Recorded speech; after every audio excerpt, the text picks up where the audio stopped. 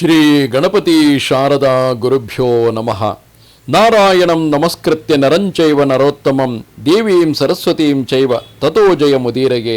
ಶ್ರೋತೃಗಳಿಗೆ ಶ್ರೀಮನ್ ಮಹಾಭಾರತದ ಆದಿ ಪರ್ವದಲ್ಲಿ ಇಂದ್ರನ ವರಪ್ರದಾನ, ಮಳೆಯಿಂದ ಸರ್ಪಗಳ ಪ್ರಸನ್ನತೆ ಎಂಬ 26ನೆಯ ಅಧ್ಯಾಯಕ್ಕೆ ಸ್ವಾಗತ. ಹಿಂದಿನ ಅಧ್ಯಾಯದಲ್ಲಿ ಕದ್ರುವು ಒಮ್ಮೆ ಅಗಾಧವಾದ ಸಾಗರದ ಮಧ್ಯದಲ್ಲಿದ್ದಂತಹ ನಾಗದ್ವೀಪಕ್ಕೆ ತನ್ನನ್ನು ಎತ್ತಿಕೊಂಡು ಹೋಗಬೇಕೆಂದು ದಾಸಿಯಾದಂತಹ ಸವತಿಯಾದರೂ ತನ್ನ ಸ್ವತಃ ತಂಗಿಯಾದರೂ ಕೂಡ ತನಗೆ ಪಂದ್ಯದಲ್ಲಿ ಸೋತು ದಾಸಿಯಾಗಿದ್ದಂತಹ ವಿನತೆಗೆ ಆಜ್ಞಾಪಿಸುತ್ತಾಳೆ. ಅದೇ ಸಮಯದಲ್ಲಿ ವಿನತೆಯ ಮೂಲಕ ಗರುಡನಿಗೂ ಕೂಡ ಆಜ್ಞೆ ತಲುಪುತ್ತದೆ. ಗರುಡನೂ ಕೂಡ ತಾಯಿಯ ಮಾತನ್ನು, ಅಂದರೆ ತಾಯಿಯಾದ ವಿನತೆಯ ಮಾತನ್ನು ಮನ್ನಿಸಿ ಆ ಕದ್ರುವಿನ ಮಕ್ಕಳಾದ ಸರ್ಪಗಳನ್ನು ತನ್ನ ಬೆನ್ನ ಮೇಲೆ ಹೊತ್ತು ಆ ನಾಗದ್ವೀಪದತ್ತ ಸಾಗುತ್ತಾನೆ. ಮಹಾಪರಾಕ್ರಮಶಾಲಿಯಾದ ಗರುತ್ಮಂತನು ಸೂರ್ಯನ ಸಮೀಪಕ್ಕೆ ಹಾರತೊಡಗುತ್ತಾನೆ. ಆಗ ಕದ್ರುವಿನ ಮಕ್ಕಳಾದ ಸರ್ಪಗಳು ಅಲ್ಪ ಬಲದವರಾದುದರಿಂದ ಸೂರ್ಯನ ತಾಪಕ್ಕೆ ಸಿಲುಕಿ ಬೆಂದು ಹೋಗಲಾರಂಭಿಸುತ್ತಾರೆ, ಮೂರ್ಛೆ ತಪ್ಪುತ್ತಾರೆ.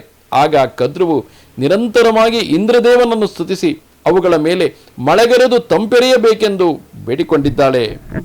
ಕದ್ರುವು ಈ ರೀತಿಯಾಗಿ ಇಂದ್ರನನ್ನು ಸ್ತೋತ್ರ ಮಾಡಲಾಗಿ ಸುಪ್ರೀತನಾದ ಇಂದ್ರನು ನೀಲವಾದ ಮೇಘಗಳಿಂದೊಡಗೂಡಿ ಆಕಾಶದಲ್ಲಿ ಉಪಸ್ಥಿತನಾದನು.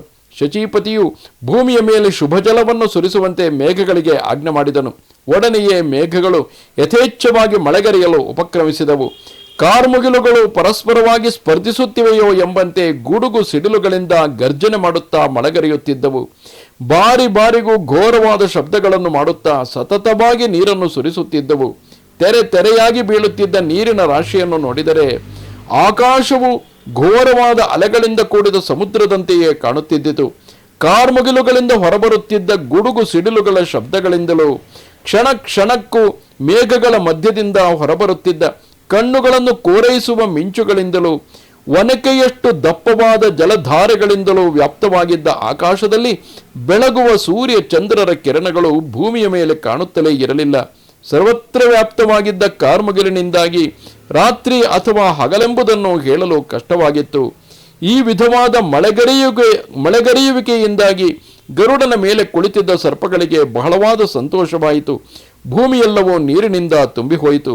ಅಂದಿನ ಮಳೆಯ ಶೀತಲವಾದ ಮತ್ತು ಪರಿಶುದ್ಧವಾದ ನೀರು ರಸಾತಲಕ್ಕೂ ವ್ಯಾಪಿಸಿತು.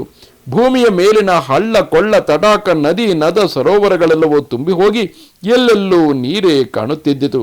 ಹೀಗೆಯೇ ಸರ್ಪಗಳು ತಮ್ಮ ತಾಯಿಯಾದ ಕದ್ರುವಿನೊಡನೆ ರಾಮಣೀಯಕ ದ್ವೀಪಕ್ಕೆ, ಅಂದರೆ ಸಮುದ್ರ ಮಧ್ಯದಲ್ಲಿದ್ದಂತಹ ನಾಗಗಳ ಆ ದ್ವೀಪಕ್ಕೆ ಆಗಮಿಸಿದವು ಎಂಬಲ್ಲಿಗೆ ಮಹಾಭಾರತದ ಆದಿಪರ್ವದ 26ನೆಯ ಅಧ್ಯಾಯವು ಮುಗಿಯಿತು.